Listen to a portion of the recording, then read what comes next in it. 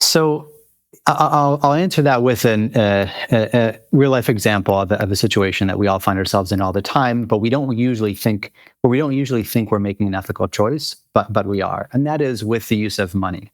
And we could say the same thing about time. We could say the same thing about mental energy. But money is such a powerful tool I'll just give an example from the side of money. So let's say I've got $100 sitting in my pocket, and I'm thinking about going out to dinner with my wife. And so let's say it would cost about $100 to go to a nice restaurant, get some drinks, get some food, dessert, like have a good time.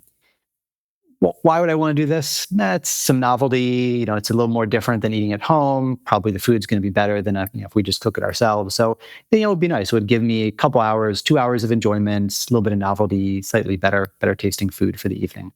And that's great. That's something that I would enjoy, that we would enjoy. What's another way? What are the other ways I could use that $100? Well, among, of course, endless other options, like one other way I could use that $100 is donate it to a charity that helps restore sight to people who have lost it through cataracts. And really efficient charities in that area can spare, for about $100, could give sight back to 2 people. Or to use an animal charity example, because we were touching on that earlier, if I give that $100 to really effective animal charities, they could spare literally a couple hundred animals from a lifetime of abuse. It's kind of shocking to realize that relatively small amounts of money can do things like give someone their sight back, save their life, feed them for 6 months, spare dozens of animals from a life of suffering, et cetera. But that is the reality with really efficient charities. And so every time we are spending money on something, we are making a choice of what we bring into the world. And in this very kind of boring day-to-day example of, do I go out to dinner or do I do something else with that $100? Those 2 options of what I can bring about in the world are, number one, I get a little bit tastier food and a little bit more enjoyment for one evening that's then over.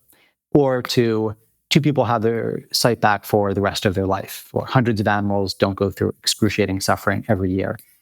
When we think about that, when we think about the alternate uses of our money and the things that they could bring about in the world, and we keep that in mind with the spending decisions we make, I think that's a really important and powerful tool to enable ourselves to ultimately give a lot more to effective things, and through that, bring about a lot more change in the world.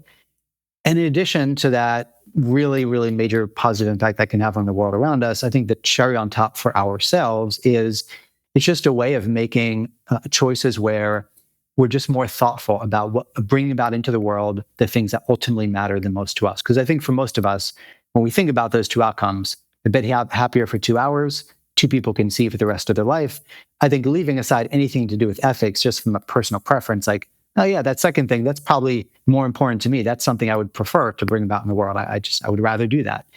And I think taking the time to reflect on that every time we spend money, we're making this sort of choice. It's tough to keep in mind. It creates like really ethically challenging reality, but it is true. It is the reality, existential reality that we're all in. And keeping that in mind, I think, can help us have a tremendously larger impact for the world around us than if we don't keep that in mind. Yeah, another great thing about us as human beings is we do have this neuroplasticity. We can get into new habits, and things that we may have no interest in now, when we start doing them, they start becoming very rewarding for us. So indeed, giving more of what we have to help those in need, it's just a matter of changing habits. And once we get into the habit of doing it, it's easy to maintain. It's easy to maintain, and we can get a lot of meaning and enjoyment out of doing it. So how to move in that direction? I think a couple of things. So one is, I think, just reflection, just taking the time to reflect on, what do I really want in life? Like, what is ultimately like really the most important thing for me? For myself personally, and how I would answer that in my own life is, there's 2 things that are most important to me, that I would most like to achieve or have in this life that I have.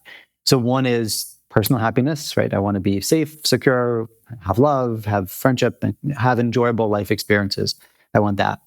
The other thing is, I would like to reduce as much suffering in the world around me as I can, because that just seems like a clearly good thing, right? And so I think just having that and other people will come to, of course, different ways they would frame what's most important to them. But I think if we stop and we reflect on that, probably many of us will have, in addition to that desire for personally enjoyable things in life, I think most people have that instinct to wanting to have a life that's meaningful, wanting to have a positive impact on others, make a difference, et cetera. I think for most people that would be there. And for many people, it might even be as strong as the sort of more personal, self-interested, or stronger than that. And so I think reflecting on that and then thinking, okay, if that is really one of my most important goals in life, something I really believe and want, then what would it take to get there? Like, how do we get to that goal? And how do I, just as we might try to, if we're trying to build wealth, we might try to just increase the number of dollars in our bank as much as possible. In this way, if my goal is to help others, to make a difference, to reduce suffering in the world, how can I do that more than I am now? And then next month, how can I increase that further and further and further?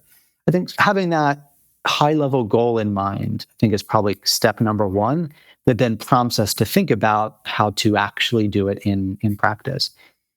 And then the second thing I would say is stretching ourselves and being willing to be uncomfortable. If we think about people who are successful in any career field or in any endeavor, think professional athletes or Olympic athletes, think doctors who go through very intense medical school, investment bankers who work extremely, excruciatingly long hours, et cetera, those in the military.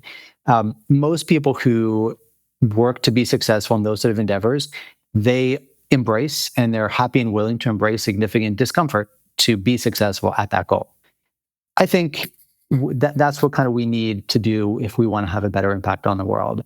Start flexing that charitable muscle, right? And if you're trying to build actual muscle, how do you do it? You literally tear your muscles, like in small ways, right? Micro tears. You go through some painful process, and then it builds back stronger, and then it's easier to do, and it just builds and builds. I think the same thing with charitable efforts. Like, give more than you're comfortable with, not to your level of comfort. More of your time, more of your money, more of your mental energy, to the point of slight discomfort, and keep doing that over time. And you'll be not only able to give more and more, but actually enjoy and happy giving more and more of what you have to give, because you get used to it over time, and you can see the positive outcomes at the other side.